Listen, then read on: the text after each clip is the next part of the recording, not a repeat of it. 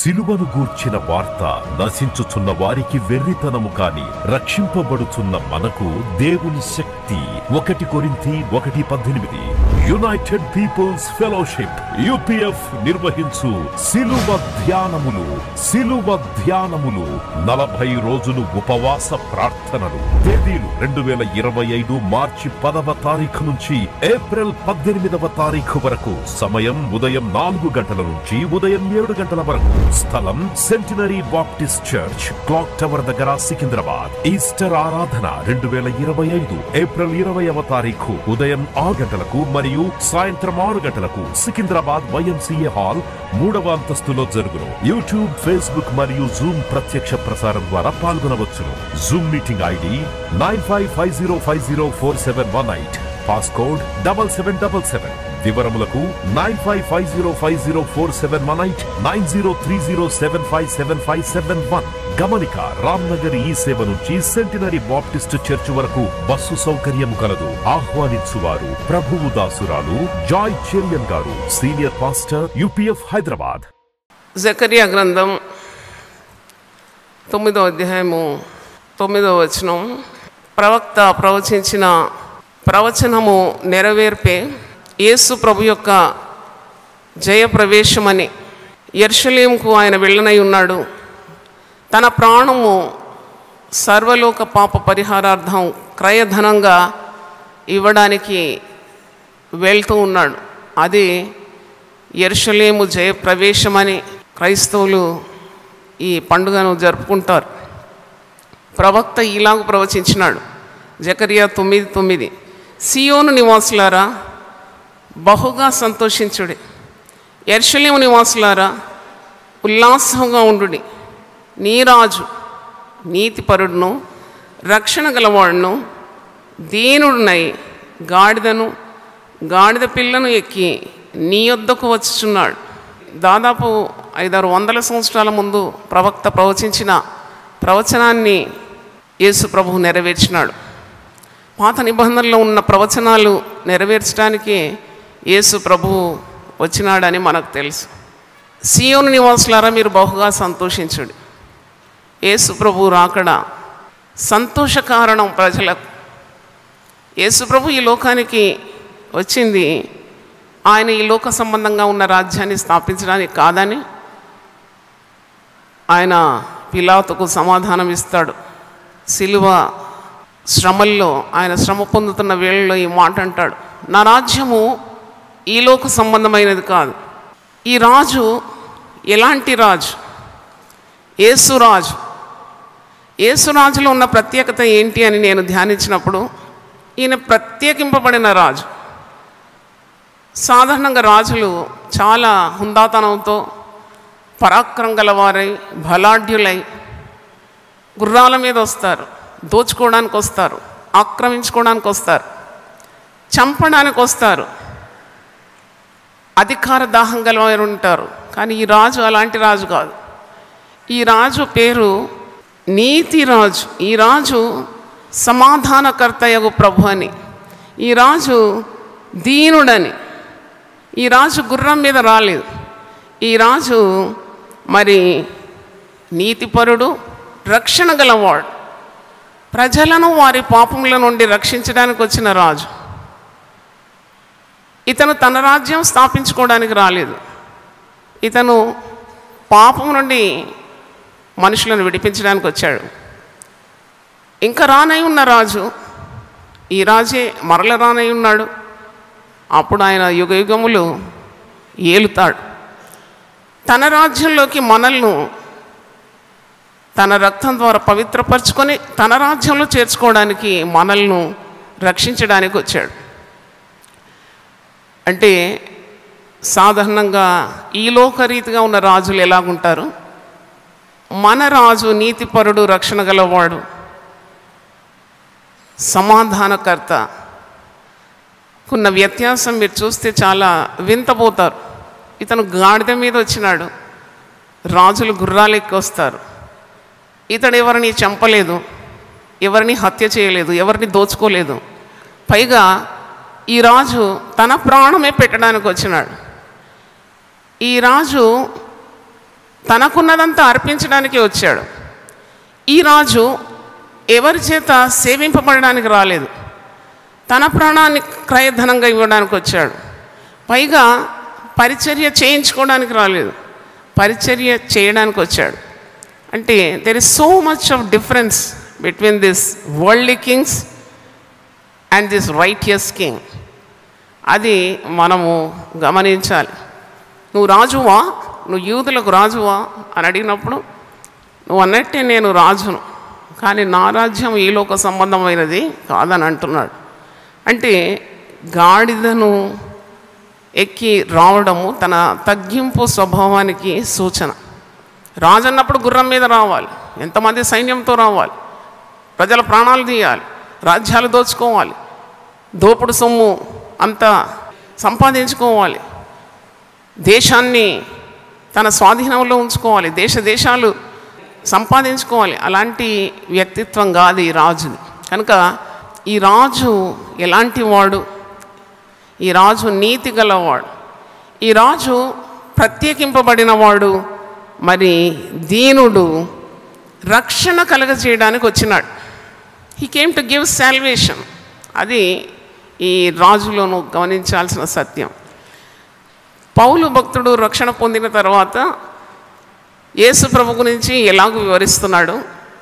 తిమోతికి రాసిన మొదటి పత్రిక చూడండి.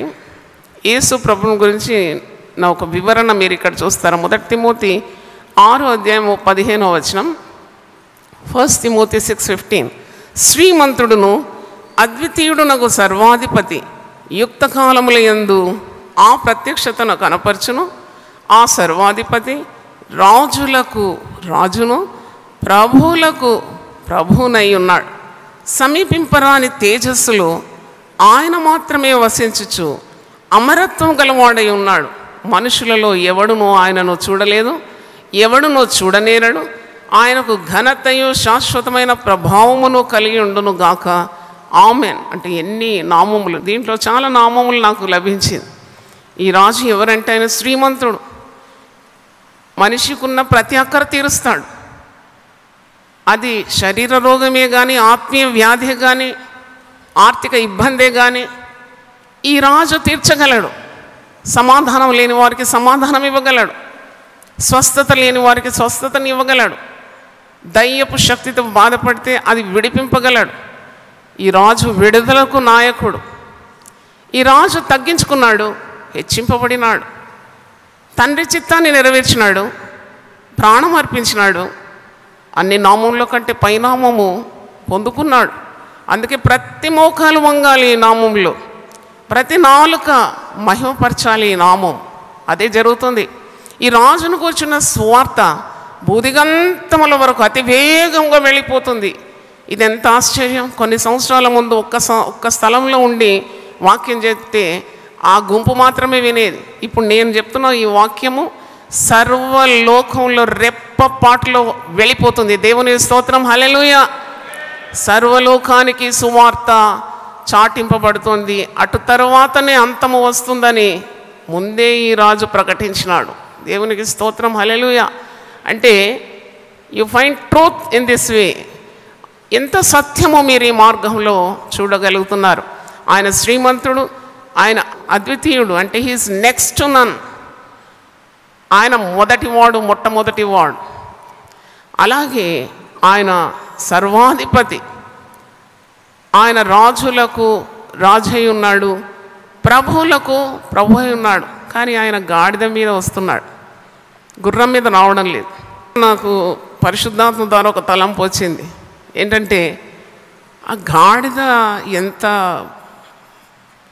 అదృష్టం పొందుకుంది, ఇంత గొప్ప రాజులకు రాజును భరించడానికి. ప్రతి సేవకుడు సేవకురాలు ఇలాగూ తగ్గించుకొని యేసును మోస్తే ఎంత ఘనత! యెరూషలేము వీధుల్లో గుండా యేసు ప్రభువును మీద పెట్టుకొని ఆ గాడిద పయనం చేస్తున్నప్పుడు ఆ యెరూషలేము నివాసులు, అంటే అది పస్కా పండుగకు యెరూషలేములో చెదిరిపోయిన యూదులందరూ కూడా కూడుకుంటారు. ఇశ్రాయేలు ప్రజలు, అంటే వారు ఐగుప్తు బానిసత్వం నుండి విడుదల పొందిన తర్వాత వారి సంతోషాన్ని వ్యక్తం చేయడానికి అనేక సంవత్సరాలు బానిసత్వం అనుభవించిన దేవుని ప్రజలు యెరూషలేములో కూడుకొని ఈ పండుగ ఆచరిస్తారు. అంటే దేవుడు చేసిన కార్యాలను జ్ఞాపకం చేసుకుంటారు. వారందరూ సమూహంగా ఉన్నారు. వారు ఈ రాజు వస్తున్నాడు అని తెలుసుకొని కొబ్బరి మట్టలు అల్లాడిస్తూ, దారి పొడుగున ప్రశస్తమైన బట్టలు పరుస్తూ, వారు హోసన్నా హోసన్నా హోసన్నా అనే పదానికి అర్థం ఏంటంటే సేవ్ us ఓ లార్డ్, ప్రభువా మమ్మను రక్షించు, మాకు రక్షకుడు కావాలి. వారికి అంత జ్ఞానం లేదు యేసు ప్రభు నీ ఆత్మను రక్షిస్తాడని, వారి ఆత్మలకు రక్షకుడని వారికి తెలియదు. వారు ఏమనుకుంటున్నారంటే కఠినమైన రోమా సామ్రాజ్యపు అధికారము నుండి రక్షించగలవాడని వారు భావిస్తూ అలాగూ కేకలు వేస్తూ ఉన్నారు. ఆ గాడిదకు ఎంత భాగ్యము, అది కట్లు తెంపబడింది, అది ప్రశస్తమైన బట్టల మీద కొబ్బరి మట్టల మీద అడుగులు వేస్తూ యేసును భరిస్తూ ముందుకు వెళ్తున్నది. అంటే దాని అర్థం చాలా అర్థవంతమైనది. ఈ మటలాదివారం మీరు ఒక్కొక్క మాట కూడా పరిశుద్ధాత్ముడు మీకు అర్థం చేస్తే చాలా లోతైన సత్యాలు మీరు గమనిస్తారు. వినయం ఉన్నది, విధేయత ఉన్నది, తగ్గింపు ఉన్నది, హెచ్చు ఉన్నది, త్యాగం ఉన్నది, ప్రేమ ఉన్నది, సమాధానం ఉన్నది, శక్తి ఉన్నది. ఈ కార్యాలు యేసు ప్రభు ఉన్నతమైన భాగ్యాన్ని వదిలిపెట్టి వచ్చినాడు కదా. ఈ రాజు దీనుడై వస్తున్నాడు, నీతిపరుడై వస్తున్నాడు, ఆయన సమాధానం తీసుకొని వస్తున్నాడు. ఆయన యుద్ధం చేసి తన చేతులకు రక్తం మరకలు అంటించుకోవడానికి రాలేదు. ఆయన తన స్వరక్తం ఇవ్వడానికి వచ్చినాడు. మీకు తెలుసు చాలామంది చక్రవర్తులు ఎంత రక్తపాతం చేస్తారు, ఎన్ని యుద్ధాలు ఆడుతారు, ఎంతమంది స్త్రీలను విధవరాలుగా మారుస్తారు, ఎంతమంది పిల్లలను అనాథలుగా చేస్తారు. ఎందుకంటే వారికి అధికార దాహంతో వస్తారు, వారు సర్వం సంపాదించుకోవడానికి వస్తారు. ఎంత అసమాధానాన్ని వారు సృష్టిస్తారు. అలెగ్జాండర్ చక్రవర్తి అతను అనుకున్నాడు, ఆ భూలోకాన్ని నేను స్వతంత్రించుకుంటాను అనుకున్నాడు. ఆయన యుద్ధాలు చేస్తూ ఎంత అసమాధానాన్ని, ఎంత దుఃఖాన్ని, ఎంత రక్తపాతాన్ని, ఎంత అశాంతిని నెలకొల్పినాడు. ఆయనకు ఒరిగింది ఏమీ లేకుండింది. 33 సంవత్సరాల వయసులోనే తాను ఈ లోకాన్ని వదిలిపెట్టిపోయినాడు.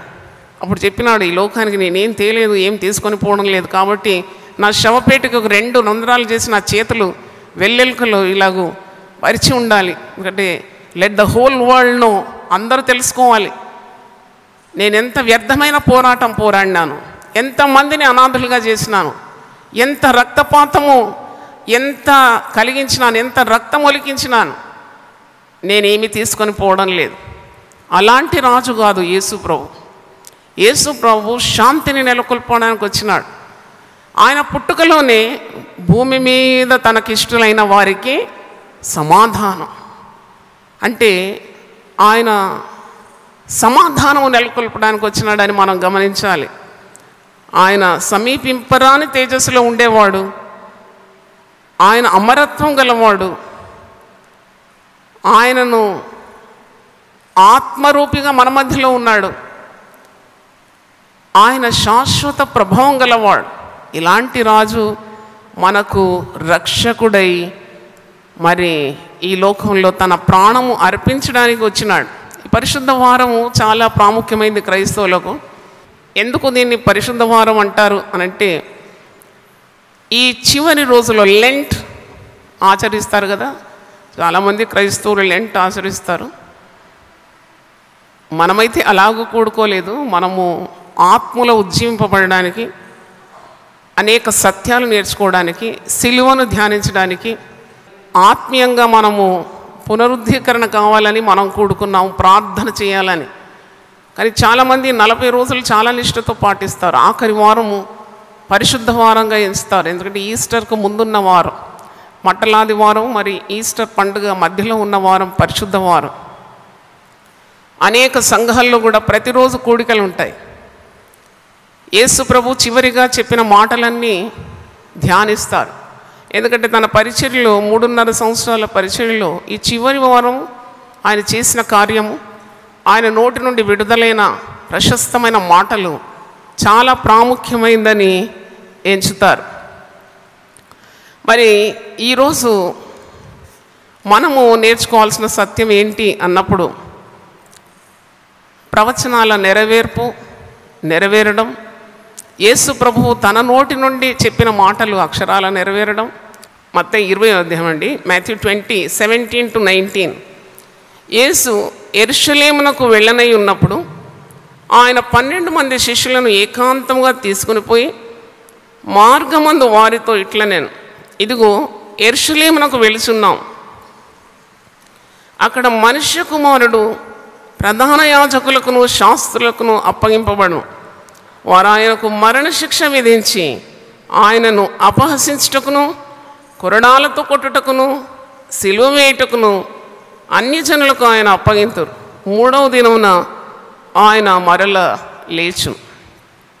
అంటే ఆయన శిష్యులతో ఈ మాట పలుకుతున్నాడు, నేను యెరూషలేమునకు వెళ్ళనై ఉన్నది, నేను అక్కడ ప్రధాన యాజకులకు శాస్త్రులకు అప్పగింపబడబోతున్నాను.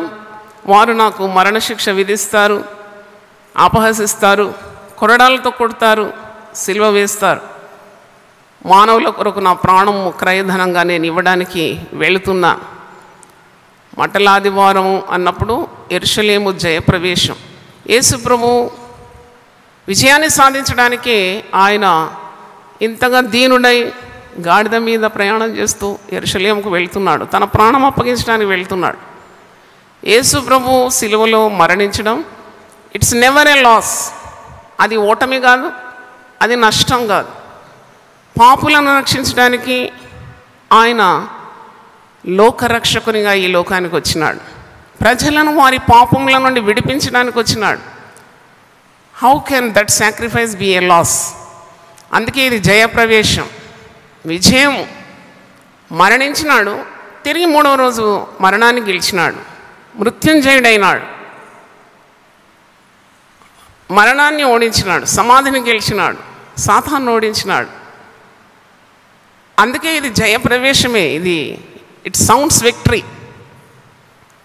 యేసు ప్రభువునందు విశ్వాసం ఉంచిన వారికి మరి రక్షణ కలుగుతుంది, స్వస్థత కలుగుతుంది, విడుదల కలుగుతుంది, సమాధానం కలుగుతుంది. ఈ కొబ్బరి మట్టలు ఎందుకు వారు మరి ఉత్సాహంగా ఆడిస్తున్నారు యేసు ప్రభువు రాకడలో, జయప్రవేశంలో? అంటే కొబ్బరి మట్టలకు చాలా అర్థపరంగా ఉంది. ఏంటి? Peace, happiness, prosperity. కొబ్బరి మట్టలు ఇప్పుడు కూడా నిత్య జీవానికి సూచనగా ఉంది. నీతిమంతులు ఖర్జూర వృక్షం వల్ల వారు మువ్వు వేయుదురని వాక్యంలో ఉంది. వారి ముసలితనం మందు కూడా సారం కలిగి పచ్చగా ఉంటారు, చిగురిస్తారు. అంటే there is so much life in Jesus that you enjoy life abundantly. సమృద్ధి అయిన జీవాన్ని ఈ లోకంలో నువ్వు అనుభవిస్తావు, నిత్య జీవాన్ని పరలోకంలో నువ్వు అనుభవిస్తున్నావు. జీవం అన్నమాట. లోకరీతిగా ఉన్న రాజులు జీవాన్ని తీసేస్తారు, చంపుతారు. కానీ ఇక్కడ ఈ రాజు నీతిపరుడై, సాత్వికుడై, దీనుడై సమాధానాన్ని ఇస్తున్నాడు, శాంతిని నెలకొల్పుతున్నాడు. ఆయనను అంగీకరించిన వారు పాపముల నుండి, శాపముల నుండి, రోగముల నుండి విడిపింపబడుతున్నారు. తర్వాత ఈ లోకం శాశ్వతం కాదు, ఆయన మన ఆత్మలను నిత్య జీవానికి నడిపిస్తున్నాడు. అందుకే యోహాను సువార్త 3:16 మీరు చూస్తారు, తండ్రి అయిన దేవుడు లోకమును ఎంతో ప్రేమించి తన అద్వితీయ కుమారుడైన యేసుక్రీస్తునందు విశ్వాసం ఉంచేవాడు నశించడు, నశింపక నిత్య జీవాన్ని మరి పొందుకుంటాడు అని యోహాను 3:16 మీరు చూస్తారు. కనుక ఈ యెరూషలేము జయప్రవేశం గురించి 4 సువార్తల్లో కూడా ఉంది, సువార్తికులు రాసినారు. మత్తయి సువార్త 21 చూడండి. తరువాత యెరూషలేమునకు సమీపించి ఒలివ చెట్టు కొండ దగ్గర ఉన్న బెత్పేగాకు వచ్చినప్పుడు యేసు తన శిష్యులతో ఇద్దరిని చూచి, మీ ఎదుటనున్న గ్రామమునకు వెళ్ళుని, వెళ్ళగానే కట్టబడి ఉన్న ఒక గాడిదయు దానితో ఉన్న ఒక గాడిద పిల్లయు మీకు కనబడు. వాటిని విప్పి నా యొద్దకు తోలుకుని రండి. ఎవడైనా మీతో ఏమైనాను అయినలా అవి ప్రభువునకు కావలసినవి అని చెప్పవలేను. వెంటనే అతడు వాటిని తోలిపెట్టుకుని చెప్పి వారిని పంపాను. ప్రవక్త వలన చెప్పబడినది నెరవేరినట్లు ఇది జరిగాను. అదేమనగా, ఇదిగో నీ రాజు సాత్వికుడై గాడిదను భారవాహక పశువు పిల్లని నాకు చిన్న గాడిదని ఎక్కి నీ యొద్దకు వచ్చుచున్నాడని సీయోను కుమారితో చెప్పుడి అనున్నది. శిష్యులు వెళ్ళి యేసు తమకు ఆజ్ఞాపించిన ప్రకారం చేసి ఆ గాడిదను దాని పిల్లను తోలుకొని వచ్చి వాటి మీద తమ బట్టలు వేయగా ఆయన బట్టల మీద కూర్చుండాను. జనసమూహంలోనూ అనేకులు తమ బట్టలు దారి పొడుగున పరిచి, కొందరు చెట్ల కొమ్మలు నరికి దారి పొడుగున పరిచి, జనసమూహంలో ఆయనకు ముందు వెళ్ళుచున్నవారు వెనుక వచ్చుచున్నవారు, దావీదు కుమారునికి జయము, ప్రభు పేర స్తుతింపబడును గాక, సర్వోన్నతమైన స్థలంలో జయము అని కేకలు వేయిచుండే. ఆయన యెరూషలేములోకి వచ్చినప్పుడు పట్టణమంతా ఈయన ఎవరో అని కలవరపడాను. జనసమూహం ఈయన గలిలయలోని నజరేతు వాడకు ప్రవక్త అయిన యేసు అని చెప్పిరు. ఇక్కడ కట్టబడిన గాడిద పిల్ల గురించి మనం చూస్తున్నాము. శిష్యులతో అంటున్నాడు, మీరు వెళ్ళండి, ఈ బెత్పేగా అనే గ్రామానికి వెళ్ళి మీరు కట్టబడిన ఒక గాడిదను చూస్తారు. ఆ గాడిద పిల్లను గాడిదను విప్పుకొని దాన్ని తోలుకొని రండి. ఎవడైనా మిమ్మల్ని అడిగితే అది ప్రభువుకు కావలసి ఉన్నది. The lord needs it. నాకు ఆ మాట చాలా చాలా ఆకర్షింపబడినాను. ఈ లోకంలో ఎన్ని కట్లండి ప్రజలకు, అన్ని కట్లే. నాకు కనబడ్డదంతా కట్లే. ఎందుకంటే రోగం ఒక కట్టు, అసమాధానం ఒక కట్టు, అశాంతి ఒక కట్టు, భయం ఒక కట్టు, కలవరం ఒక కట్టు, ఆర్థిక ఇబ్బంది ఒక కట్టు, పాపం ఒక కట్టు, శాపం ఒక కట్టు, మంత్రశక్తులు, పీడలు, ఇవన్నీ కట్లు. ఈ కట్లన్నీ కూడా త్రెంచివేయడానికే యేసు ప్రభు ఈ లోకానికి వచ్చినాడని నేను ఆత్మలో ఎంతో ఆనందించినాను. నేను నీ కట్లను ఏం చేశాను? త్రెంచివేస్తాను. చప్పట్లు కొడదామా దేవుని స్తోత్రం. హల్లెలూయా. I will burst your bonds. నన్ను అడిగితే నేను కూడా ఒకప్పుడు కట్టబడిన గాడిదని. ఈ మటల ఆదివారం నేను ప్రభువును ఎంతో స్తుతిస్తున్నాను. కట్టబడిన గాడిదని, ఒక్క అడుగు వేయడానికి కూడా స్వాతంత్రం లేదు, ఎన్నో బంధకాలు. కానీ ఎప్పుడైతే యేసు ప్రభు నా హృదయంలో ప్రకాశించినాడో, ఈ గాడిద ప్రభువుకు కావలసి ఉండాను. దేవునికి స్తోత్రం. హల్లెలూయా. కనుక ఈరోజు ప్రభువును కలిగి ఉండుట చాలా ధన్యకరమని మరి ఒకసారి మీకు జ్ఞాపకం చేస్తున్నాను. లూకా సువార్త 19వ అధ్యాయం 41 నుండి 44 వచనాలు. యెరూషలేము జయప్రవేశంలో యేసు ప్రభు మాట్లాడిన అమూల్యమైన మాటలు. ఆయన పట్టణమునకు సమీపించినప్పుడు దాన్ని చూచి దాని విషయమై ఏడ్చి, యేసు ప్రభు ఎప్పుడెప్పుడు ఏడ్చినాడు? మటలాదివారం ఏడ్చినాడు. ఆయన చనిపోయిన లాజరు ఆయన భూస్థాపన చేయబడి 4వ రోజు అక్కడికి వచ్చినప్పుడు అక్కడ కన్నీళ్లు విడిచాను అని ఉంది.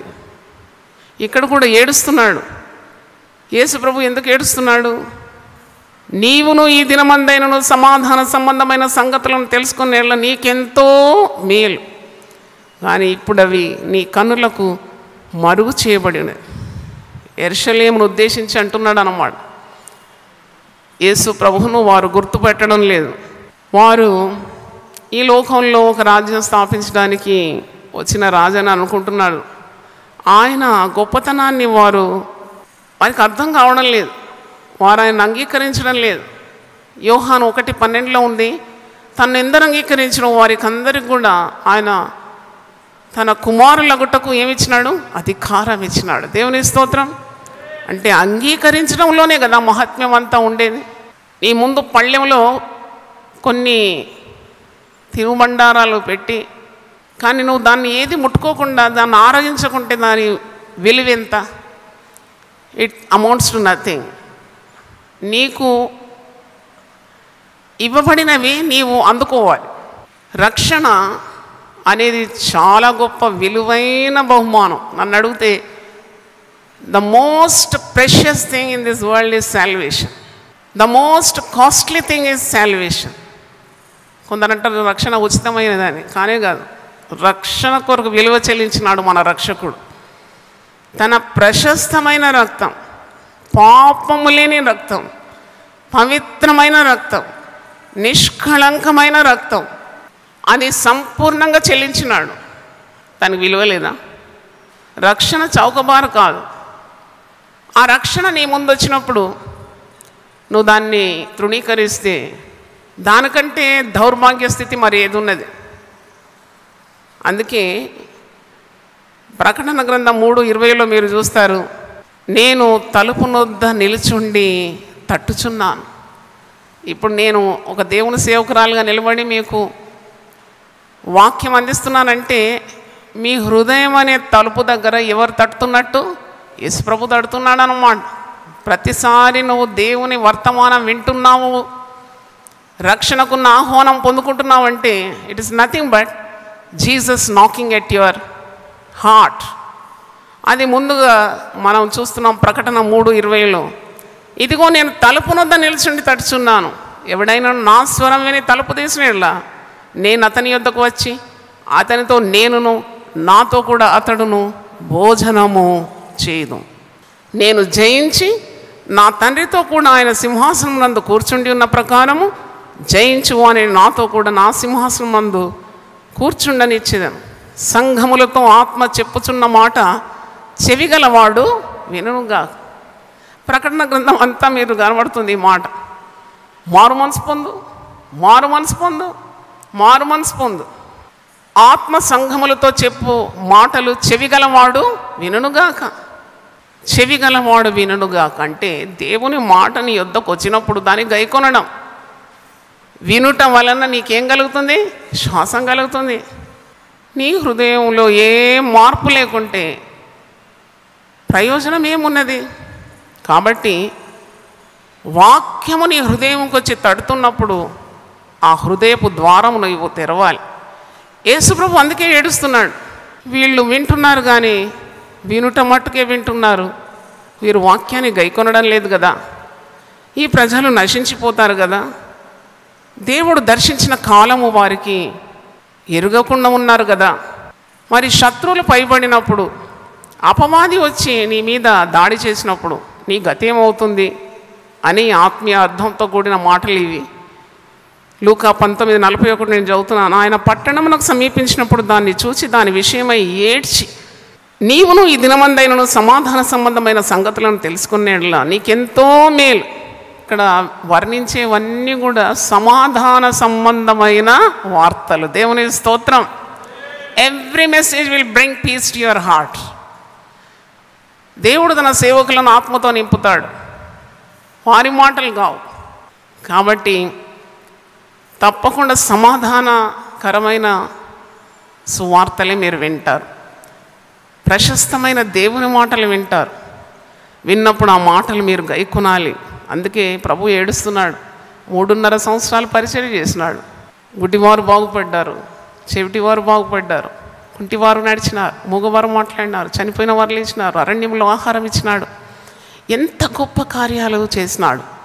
దేవుని వాక్యము నీ యొద్దకు వచ్చినప్పుడు శక్తిగల దేవుని వాక్యాన్ని మిక్కిలి సాత్వికమైన హృదయంతో అంగీకరించి రక్షణ అందుబాటులో ఉన్నప్పుడు దాన్ని గైకొని, యేసుప్రభు ఈ లోకానికి నిన్ను రక్షించడానికి వచ్చినాడని, నీ పాపములను ప్రాయశ్చిత్తంగా తన ప్రాణం అర్పించినాడని నీ హృదయంలో వాక్యాన్ని స్వీకరించి, ప్రభువును స్వీకరించి, పాపములు ఒప్పుకొని మారు మనసు పొంది ఆ రక్షణ అనే గొప్ప విలువైన ఆ కార్యాన్ని నీవు విశ్వసించి అంగీకరించినప్పుడు నీవు నరకపాలు కావు అని అర్థం.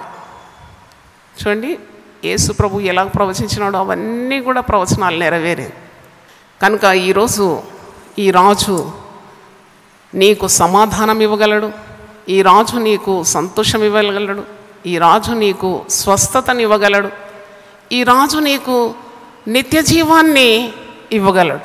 ఈ రాజు నీతిపరుడు, సాత్వికుడు. ఈ రాజు సమాధానం నెలకొల్పడానికి వచ్చినాడు, నీ కట్లు తెంపడానికి వచ్చినాడు. జకరియా 9:9లో ఉన్నట్టు ఆయన దీనుడై గాడిద మీద వస్తున్నాడు. ఆయన దగ్గర రక్షణ ఉన్నది, రక్షణ గలవాడు. దేవునికి స్తోత్రం. నీతిపరుడు, ఆయన ప్రత్యేకమైన రాజు అని దీనుడై వస్తున్నాడని, నీ కొరకే వస్తున్నాడని తన ప్రాణం అర్పించడానికి వస్తున్నాడని నువ్వు సంతోషించాలి. ప్రార్థన చేస్తాను. మహాపరిశుద్ధుడా మా గొప్ప తండ్రి, యెరూషలేము జయప్రవేశం, నీవు దీనుడవై, రక్షణ గలవాడవై, నీతిపరుడవై గాడిద పిల్లను ఎక్కి యెరూషలేమునకు ప్రయాణం అవుతున్నావు. నీ ప్రాణము విమోచన క్రయధనంగా అప్పగించడానికి వెళ్తున్నావు నాయన. నీవు శ్రమ పొందడానికి వెళ్తున్నావు, హింసింపబడటానికి వెళ్తున్నావు, ప్రజలను వారి పాపముల నుండి విడిపించడానికి నీ ప్రాణం అప్పగించడానికి వెళ్తున్నావు. కానీ ఇది ఓటమి కాదు, ఇది విజయం. పాపం మీద విజయం, మరణం మీద విజయం, పాపికి రక్షణ, పాపికి నిత్య జీవం. ఎంత గొప్ప కార్యం ఇది. అవును తండ్రి, కొన్ని మాటలు మేము ధ్యానించినాం, మా హృదయంలో అది నాటి నూరంతలుగా ఫలింపజేయమని యేసు నామములో అడుగుతున్నాను తండ్రి. ఆమేన్. హల్లెలూయా. యునైటెడ్ పీపుల్స్ ఫెలోషిప్ యూపీఎఫ్ ఆదివారపు ఆరాధనలు 2025 మార్చి 2వ తారీఖు నుండి ప్రభాత ఆరాధన ఉదయం 6 గంటల నుండి 9 గంటల వరకు, సాయంకాల ఆరాధన సాయంత్రం 6 గంటల నుండి రాత్రి 9 గంటల వరకు. స్థలం క్లాక్ టవర్ గార్డెన్ రెస్టారెంట్ పక్కన, సికింద్రాబాద్, YMCA హాల్ 3వ అంతస్తులో జరుగును. Also live on Facebook, Insta and YouTube. Zoom ID 9550504718, code 7777. Digital service ఉదయం 6 గంటలకు మరియు సాయంత్రం 6 గంటలకు రామ్నగర్ లోని UPF ఆలయమునందు జరుగును. వివరములకు 9550504718, 9030757571. ప్రేమతో మేము ఆహ్వానించువారు Joy Cherian, founder, president and senior pastor, United People's Fellowship UPF. అందరూ ఆహ్వానితులే. సిలువను గూర్చిన వార్త నశించుచున్న వారికి వెర్రితనము కాని రక్షింపబడుచున్న మనకు దేవుని శక్తి. 1 కొరింథీ 1:18. యునైటెడ్ పీపుల్స్ ఫెలోషిప్ UPF నిర్వహించు సిలువ ధ్యానములు 40 రోజులు ఉపవాస ప్రార్థనలు. తేదీలు 2025 మార్చి 10వ తారీఖు నుంచి ఏప్రిల్ 18వ తారీఖు వరకు. సమయం ఉదయం 4 గంటల నుంచి ఉదయం 7 గంటల వరకు. స్థలం centenary Baptist church, clock tower దగ్గర, సికింద్రాబాద్. ఈస్టర్ ఆరాధన 2025 ఏప్రిల్ 20వ తారీఖు ఉదయం 6 గంటలకు మరియు సాయంత్రం 6 గంటలకు సికింద్రాబాద్ YMCA హాల్ 3వ అంతస్తులో జరుగును. యూట్యూబ్, ఫేస్బుక్ మరియు జూమ్ ప్రత్యక్ష ప్రసారం ద్వారా పాల్గొనవచ్చును. Zoom meeting ID 9550504718, passcode 7777. వివరములకు 9550504718, 9030757571. గమనిక, రామ్నగర్ ఈ సేవ నుంచి సెంటినరీ బాప్టిస్ట్ చర్చ్ వరకు బస్సు సౌకర్యం కలదు. ఆహ్వానించువారు ప్రభువు దాసురాలు జాయ్ చెరియన్ గారు, సీనియర్ పాస్టర్ UPF హైదరాబాద్.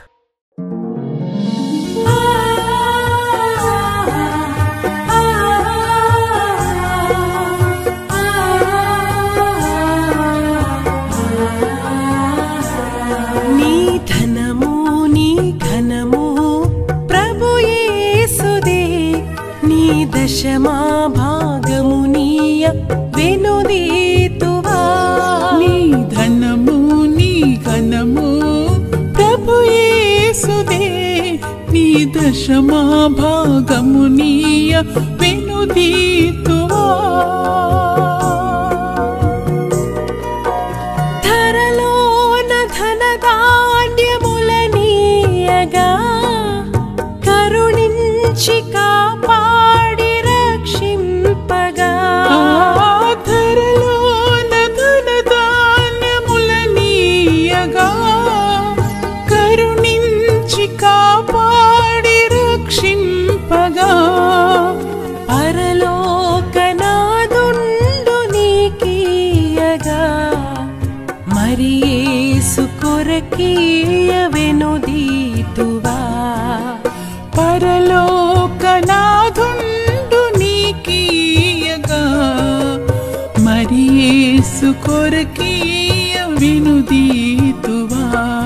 నీ ధనము నీ ఘనము ప్రభు యేసుదే, నీ దశమా భాగమునీయ వెనుదీతువా.